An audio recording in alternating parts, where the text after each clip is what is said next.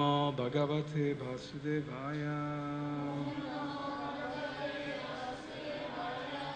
Om Namo Bhagavate Vasudevaya. Om Namo Bhagavate Vasudevaya.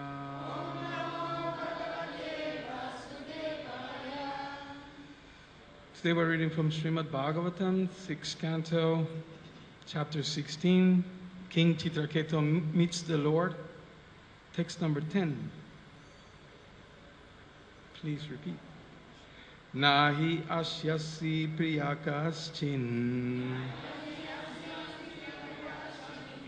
Na priya swaparopiva. Eka saravam diyam drashtam.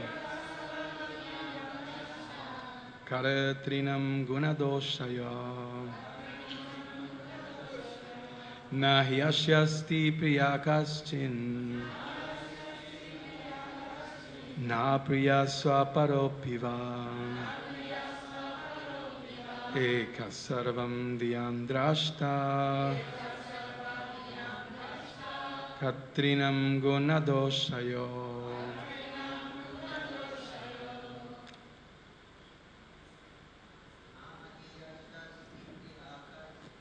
Nahasyasti priyakaschin.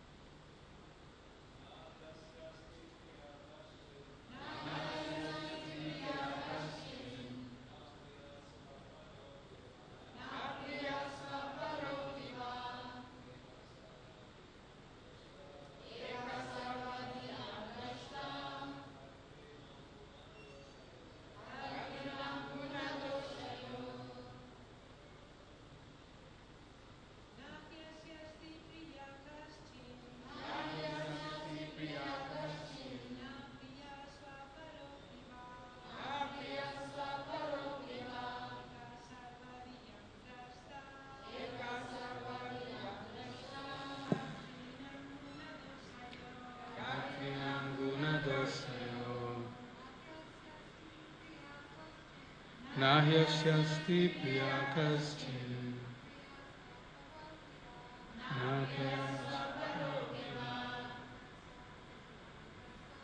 Eka sarvadri drashta. Katrinam gunadoshaya. Na, not he, indeed, Asya, to the living entity. Asti, there is. Priyaha, dear. Kaschit, someone. Na, not. Apriya, not dear. Swaha, own. Paraha, other. Api, also. Va, or. Ekaha, the one.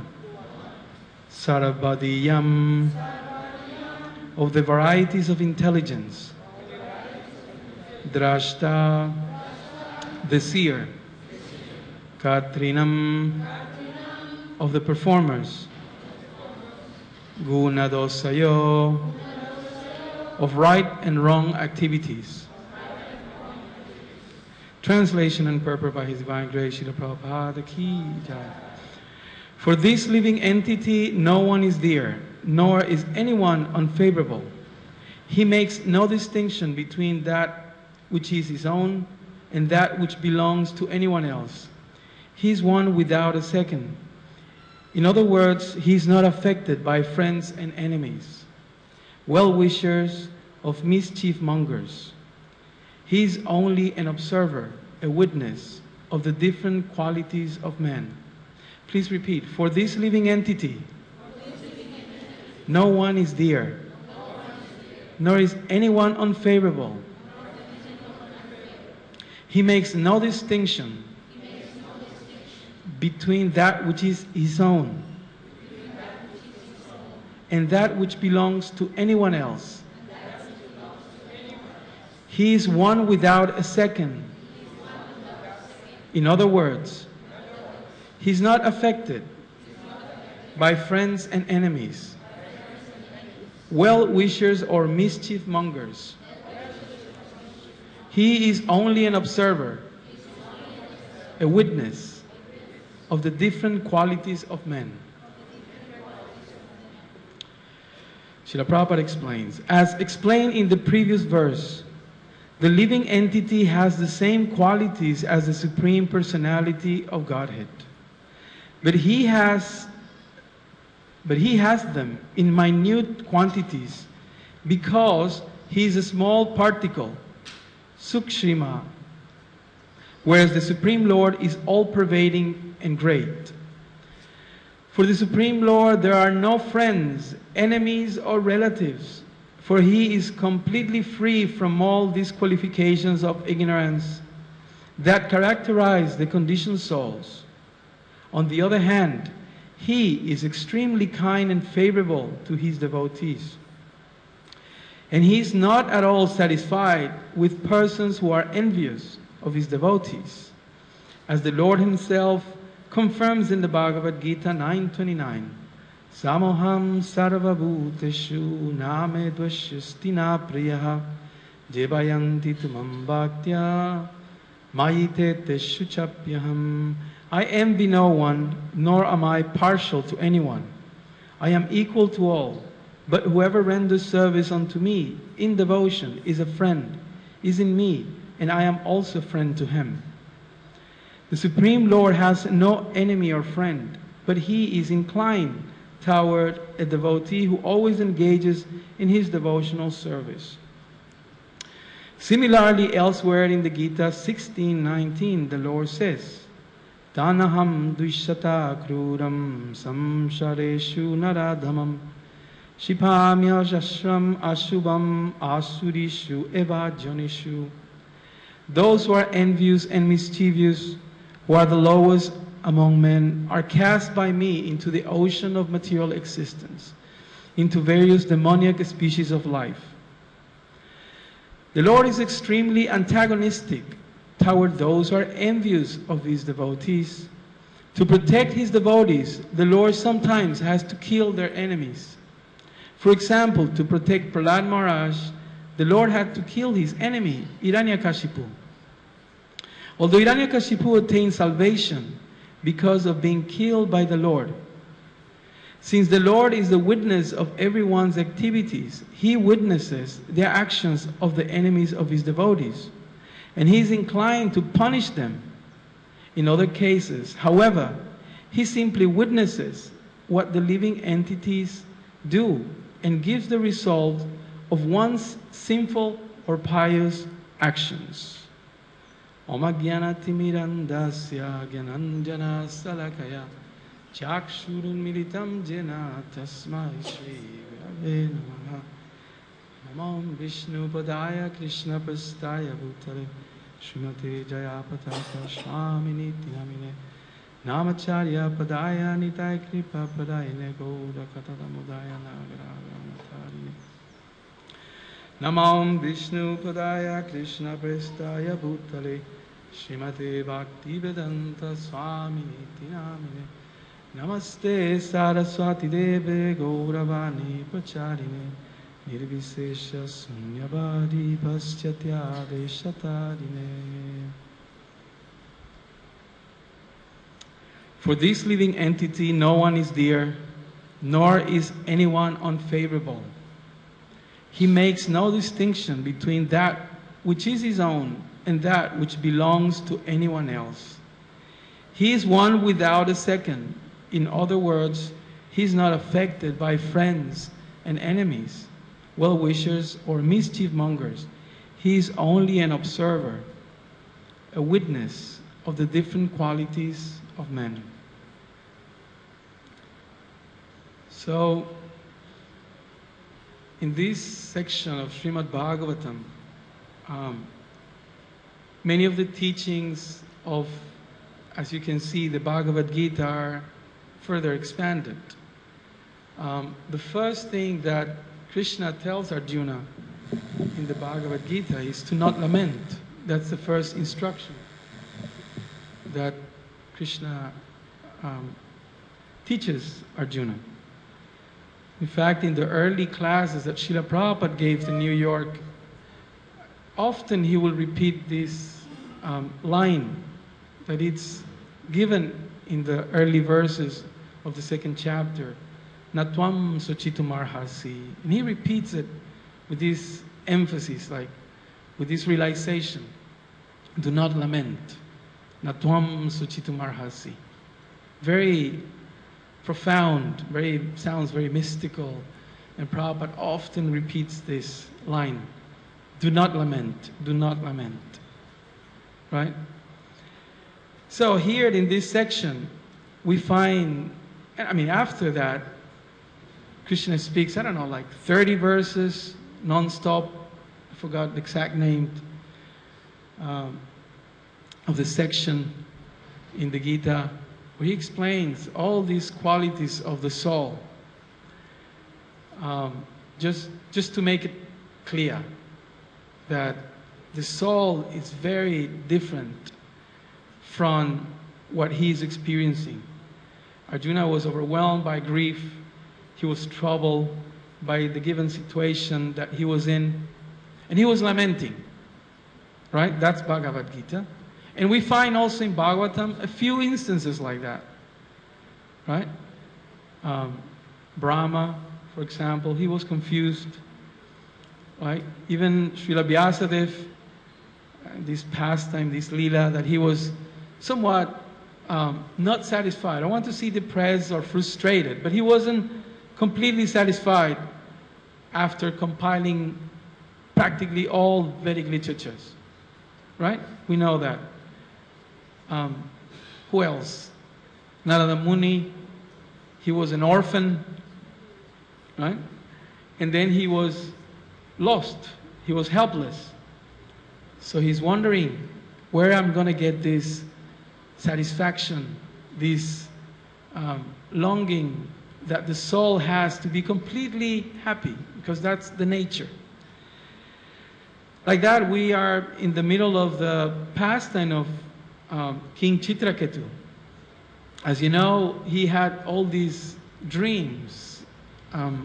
For example, in the 70s and perhaps even earlier, it's a very well-known line, you know, the American dream, right? You must have heard that, the American dream. So many people wanted to have the American dream. What was the American dream? You have a nice house, a nice family, a nice happy life. The American dream. Why? Because America was at that point perhaps the richest country in the world, something like that. But there are many other dreams, and you have the British dream, the Australian dream, the whatever, this dream, that dream. They're all dreams. So that's what this section of this set of verses, it's explaining us. That, I mean, when we read this, it's like it's describing someone else. I mean, I was reading this verse, and this is supposed to be talking about each one of us. These are natural, constitutional state of consciousness, right? But practically every line that I read is almost contradictory to what I experience. This living entity, that means this one, and each one of us. No, for this living entity, no one is dear, right? No one is dear. Just put like you have your passport photo, just put it next to it and see if it matches. For this living entity, no one is dear, nor is anyone unfavorable. Right? He makes no distinction between that which is his own and that which belongs to anyone. That busts the private property concept right there. He's one without a second. In other words, he's not affected by friends and enemies. That's totally not me. Well-wishers or mischief mongers. He's only an observer, a witness of the different qualities of man. So we can see how far, at least in my situation, we may be from the real me, the real self. You know, we have this book, The Science of Self-Realization, right? So what does it mean to be self-realized? Right? What does it mean to be self-realized? Now, we have various sections in our scriptures, Bhagavatam, and other, where these sort of things are explained, right? We have third canto, Srimad Bhagavatam, where Lord Kapila explains even, you know, so much details about the creation, about the living entity, the conscious, and how perceive things and how things work. It's really overwhelming. So, as Krishna says in the Bhagavad Gita, just to understand the self, it's an amazing thing. He says some people hear about the soul and they think this is amazing. This is practically impossible to understand. But Prabhupada explains in the purport that the living entity is, let's say what he says. As is explained in the previous verse, the living entity has the same qualities of the Supreme Personality of Godhead. Right? So just reading this, if we reflect on these words by Prabhupada, we are parts and parcels of Krishna. One time I was reading something like this from the Gita. We were putting together some study. So I asked Burijan Prabhu about this. And then he says, don't try too hard. The living entity is inconceivable. You have to accept that there are parts that, at least at this point, you won't be able to understand. Because Krishna is inconceivable, and we come also from Krishna. That doesn't mean that we should not try to understand things. Otherwise, why Prabhupada took so much trouble in writing these books? But this aspect of our philosophy, where our pure consciousness is explained, sometimes is very difficult to realize. Very difficult. However, it gives us a format, right? A framework by which we can understand how to manage ourselves better in this world. For example, this not being disturbed by anyone, right? By friends or enemies. We listen to our friends, we listen to our own mind. How many times we get disturbed by what someone did, by what someone said, by what someone maybe will say or do to us. And then we're constantly affected by one thing and the other. However, this is one level of understanding. In previous verses, King Chitraketu acknowledges the presence of the great sages who came to instruct him. And he realizes that the purpose of, he says, the appearance of the Acharyas. He uses the word, Prabhupada in his translation uses the word Acharya. And the Acharya's purpose in appearing in our life, in the world, is to determine what is real and what is unreal. Right? We pray, Om Jnana Timirandasya. that we are in ignorance, we cannot see. So the Acharya comes and, like a surgeon, he cuts our eyes because they are blinded by cataracts, right? So he removes that. He enters very carefully and he removes that, and then we can see. Right? This is example. I cannot see, but he can see. Right? Not only he can see, but he can help me to see. That's the importance of the Acharya in acknowledging his presence. So, but as I said, this is the basic platform. Although it's a very elevated platform, but this is. So when we read these verses, some of us, we may lose hope. Because, like, when am I going to be like this? However, there is we may say, a shortcut. Right? There is a formula by which we can quickly get there. And we all have experienced that. We all have experienced this sort of fast track state of consciousness. And it's by chanting. Right? When you're in the middle of the kirtan, just maybe next time you're in ecstasy, chanting and dancing, or absorbed in your service, try to relate to these sort of verses. You practically forget, that there are people that hate you or criticize you, or there are people that you just can't stand. When you're just absorbed in your service, and then everything, like the fog, these last few days there's some fog coming up, and as soon as the sun comes up, Krishna Surya Sama Maya, Hayandakara Jahan Krishna Tahan Nahi, Maya Radhikara. That as soon as the sun of Krishna consciousness, Chaitanya Charitamrita explains, comes up, then everything goes. Because what blocks us from experiencing this or from realizing this, it's the fog of ignorance. I cannot see. Sometimes you realize here in Mayapur, when the cold weather starts coming in, you cannot even ride your bicycle. Even when you walk, it's hard to see a few meters.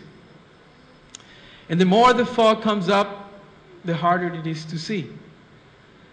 Right? But when the sun comes up, you even forget that there was fog this morning. Like that. So, all what we need to do, as Prabhupada explains us, is to allow the sun of Krishna consciousness to rise in our life. And then everything, you become like a instant sage or something. Everything, you can see everything as it is. There's one line, one verse in the previous chapter where Prabhupada translates. He says, the Acharyas see everything as it is. So this as it is, it's very important in our line, in our movement. Srila Prabhupada wrote Bhagavad Gita as it is. If you take time in the introduction of the Gita to see how Prabhupada clearly explains what is this as it is. What does it mean as it is? Also sometimes when Krishna says, when he talks about the vision of the sage in chapter 5 and other sections, Prabhupada also translates, see things as they are. So this vision, this understanding, this realization, we may spend years and years and lifetimes trying to understand and trying to realize these things. This is very hard, especially in Kali Yuga. Right? In Kali Yuga, we are constantly disturbed. What's that verse? Prayanalpa yusahasavya kalusmin yuge janaha manda sumanda matavya bhagyahi upadrutaha. We're always disturbed. There are so many bad things, but one of the worst things that we experience in Kali Yuga is that we are often disturbed. The mind is so sensitive. If somebody looks bad at me, then I feel like these people don't respect me. There's no love in this movement. How can they be so inhumane? How can they mistreat me like this? After all what I have done, they don't give me enough prasadam. enough, big enough garland, or a higher seat, etc. We get into this petty mentality, but we don't see the real thing. The real thing is that we have been given this opportunity to serve Krishna, because this verse is on the level of we are not the body, right? We are not the body. So in Bhagavad Gita we have 3 sections, as we know, right? 1 to 6, 7 to 12, 13 to 18. And what is the most important verse of Bhagavad Gita? Sorry, what's the most important chapter of Bhagavad Gita? Huh? Chapter 2, chapter 18, chapter 9, okay. Chapter 12, it's like an option. Anyway, I think that we all have very valid reasons why to say this. And I'm sure that you all will win if we have to argue which one is the most important one. But I just heard this pastime the other day on YouTube. Indradyumna Maharaj was telling the story, maybe you heard it, that, you know, he was preaching in France and Prabhupada was coming. So they were all rushing, trying to go and see Prabhupada. They were somewhere in France, and anyway, so they were doing Sankirtan, and they meet this very high up ranked Marine. What's it called?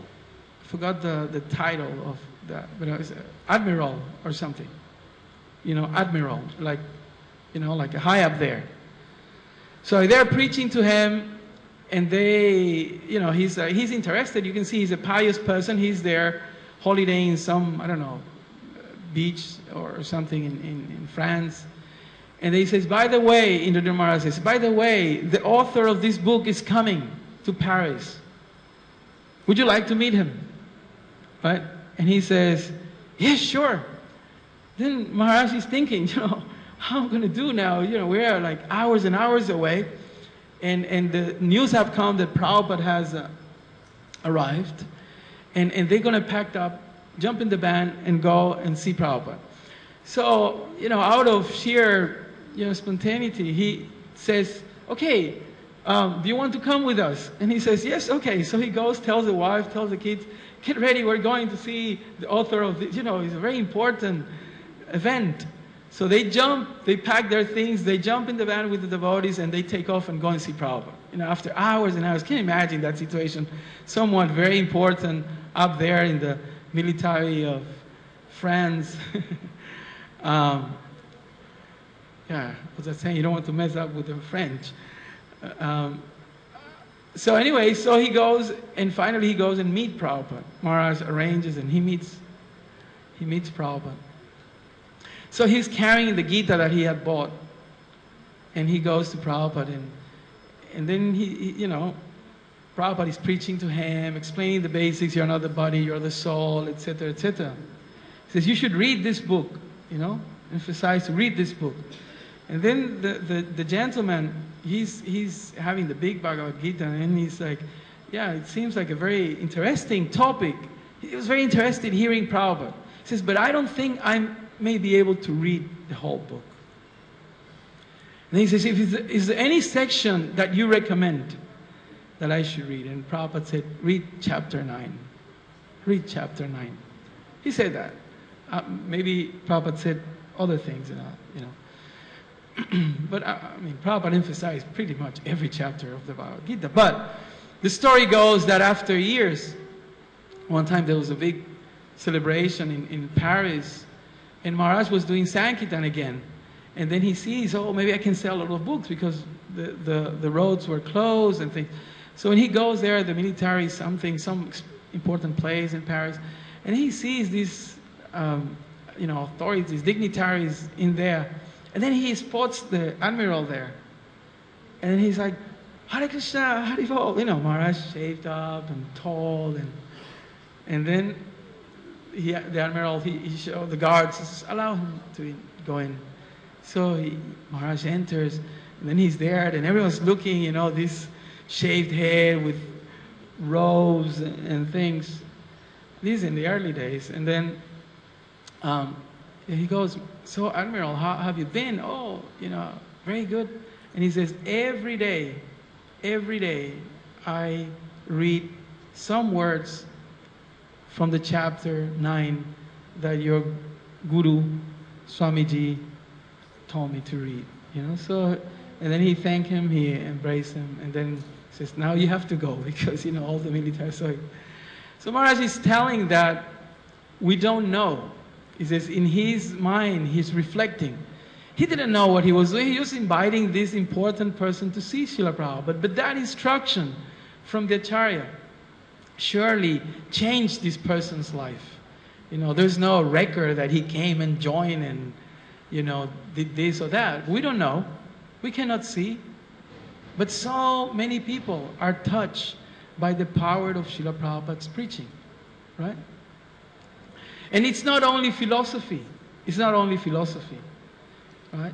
But it's a practical realization because we became happier. We may have many complaints in this movement, but you have to see the before and after. When you didn't have whatever level of Krishna consciousness we have, and now. So we have to compare. In the times of trouble, when we are faced with difficulties and we are totally not what this verse describes, that's the time when we need to remember, how was I? No? Not only the hair or the kuntimalas or the dress code, but what was my state of mind? Maybe I'm not here yet, but for sure I'm happier. For sure I'm happier. And that at least that attitude of gratefulness, gratitude towards Srila Prabhupada should be an incentive for us to think, let me do something for him. Let me do something for his movement, for his devotees, etc. In fact, this verse describes how the living entity is totally aloof. And Prabhupada in the purport, if you remember, he describes the Lord as totally aloof, right? The first third, the first paragraph is explaining that Krishna is totally aloof. He has no friends, he has no enemies. Practically he doesn't feel anything. He's just like standing there without any emotion, right? But right in the middle of the, or towards the end, at the very end of the purport, listen what Prabhupada says. The Lord is extremely antagonistic toward those who are envious of his devotees. So how is it that here we have a very aloof God that doesn't practically appears that he doesn't feel anything? No favoritism, no preference for anybody. Just totally like a witness. Drashta means witness. Just a witness. Yeah? But right then, Srila Prabhupada said he's extremely antagonistic towards those who are envious of his devotees. Right? How is it that Krishna can be these two things at the same time? What's that verse? What's that chapter? I think 7th canto, one of the chapters is the Lord is what's this? Neutral to everyone, to every living entity. I forgot the title of the chapter. And Prabhupada explains in those verses that, in fact, we all are like that. You see, for example, we have friends. I have 2 sons and a daughter, and I'm conscious of them. I'm not conscious of anybody else. I'm not so conscious about someone else's son or daughters, right? But I'm conscious of my sons and my daughter, right? So in the same way, Krishna, he's the same for everyone. He's a witness. He's the father of everyone. But those sons and daughters who show some interest in his service, in his person, right, in his interest, naturally, right? Naturally, the Lord reciprocates. So this is the process that we have, by the way, this is what we have got signed up for. This is a process to show interest for Krishna. And as soon as we show some interest, the Lord reciprocates. Right? Now, be warned. This is a disclaimer. The way that the Lord shows you mercy, it's not necessarily the way that you expect. Do you experience some people not? Yeah? Oh, this is a nice movement. Krishna seems like a nice God, playing the flute, enjoying himself. Oh, I joined Hare Krishna movement.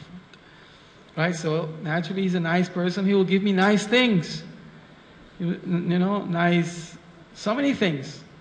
But then we find ourselves in trouble. Struggling with this, struggling with that.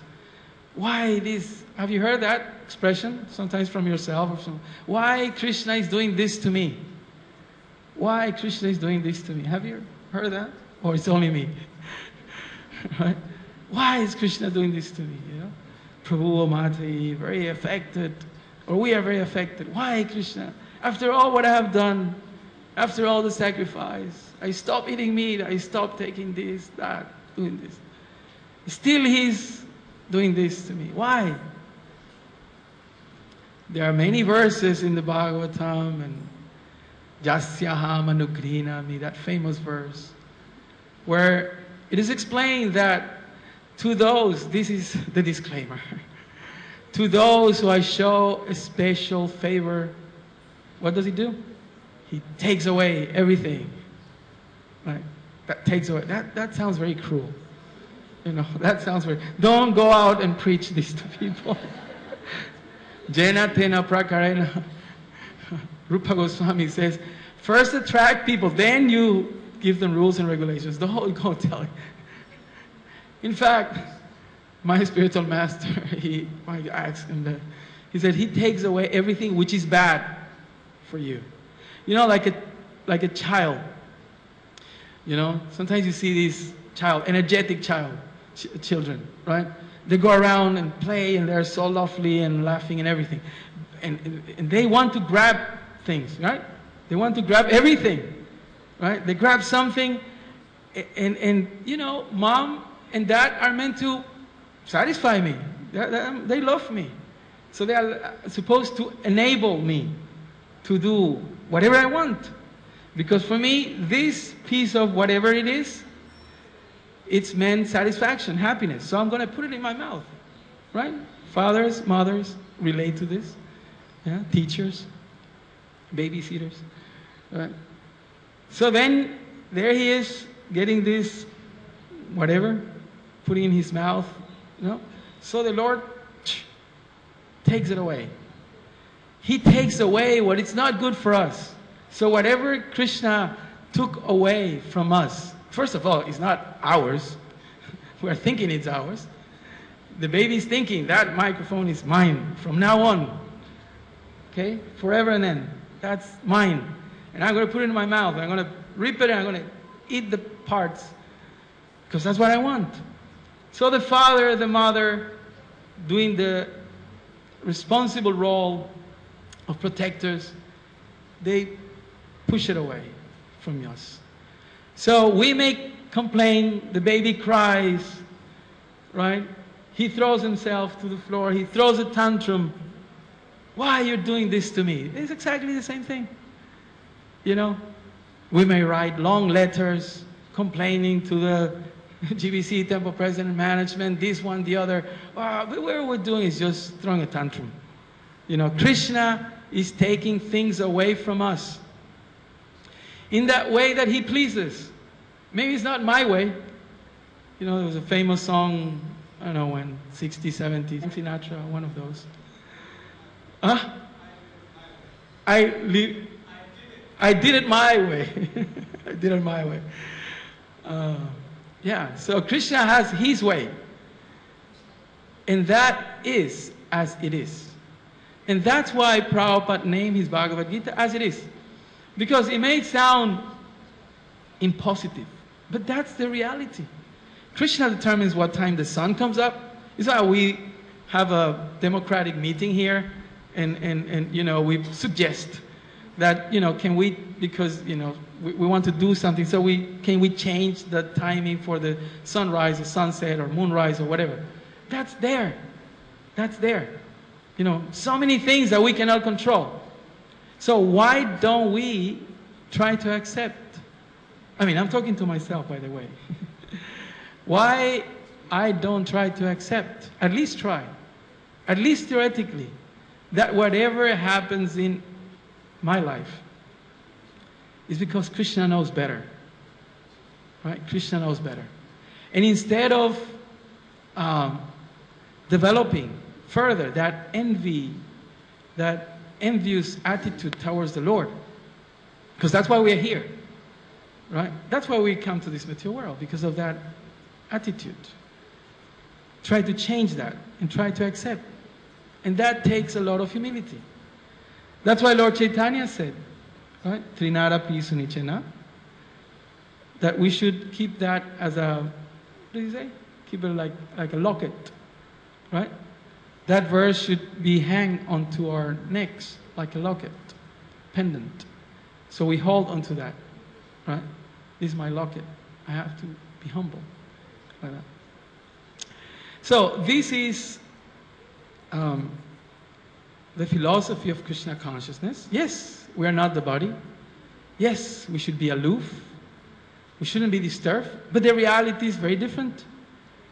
I would say, I don't know if I'm wrong, but forgive me if I offend anybody, but majority, I think, of us may not feel totally detached, totally aloof, undisturbed by things. We are on daily basis affected by things. And I'm sure there are exceptions, that's no doubt.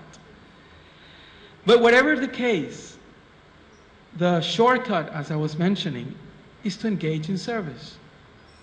And then we see, make this observational experiment. We see those devotees who are more aloof are those who are more engaged. And even you do a personal reflection. When are the times when you are less affected? When you are more engaged. When you are better engaged, in best association. That's why we come to Mayapur. To engage in service, to have the best association. So many exalted devotees come here and live here, serve here. The deities are here. So we try to make the most of this. Sometimes imperfectly, but still that understanding should be there.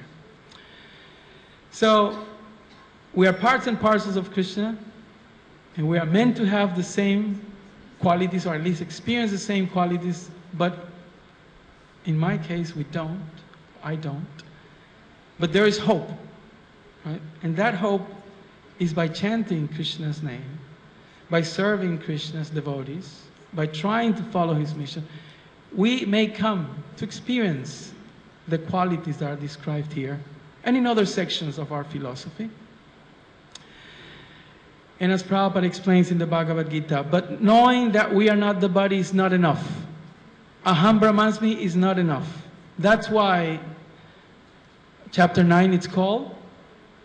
What's the title of chapter 9?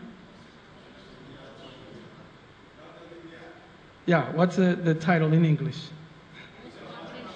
Huh? Most confidential knowledge. And Prabhupada explains in that purport. First or second? There are 3 levels. Confidential, more confidential, and most confidential. Confidential is this, right? More confidential is about what you do. And most confidential is how you're meant to do what you're meant to do to the best of your capacity. That's pure devotional service. That's why that chapter, it's called Most Confidential. So this is the beginning. But we can see how far we're even from the intro state.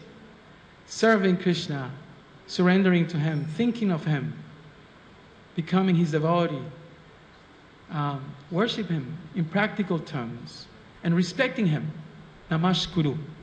The 4 principles of love are given there. You know? So this is the process. And every time I read all this, in the first few minutes I feel discouraged. I'm thinking, so far, so difficult, almost impossible. But the more we think or meditate in Srila Prabhupada, the more we have hope. So Prabhupada, just like in the case of Chitraketu, when the sages came, you know, he didn't have a son, then he wanted a son, and his son was given, the boon was given, and then the son died, right? So he was so happy, then he was so miserable, and the Acharyas appear, right? So in our life it's the same. We wanted something, then Krishna gives us that something, then we lose that something, right? And then the words of the Acharya, the presence of the Acharya appear by the devotee's mercy. And then we understand, oh yes, it's true. You know, this is actually good for me. So at that time, then we can experience this. Then whatever happened to you, oh, okay, Krishna's mercy, let's go on. Let me go on with my service. That's the main thing. Whatever happens, let me go on with my service. So we stop here. Thank you very much for your kind attention and patience.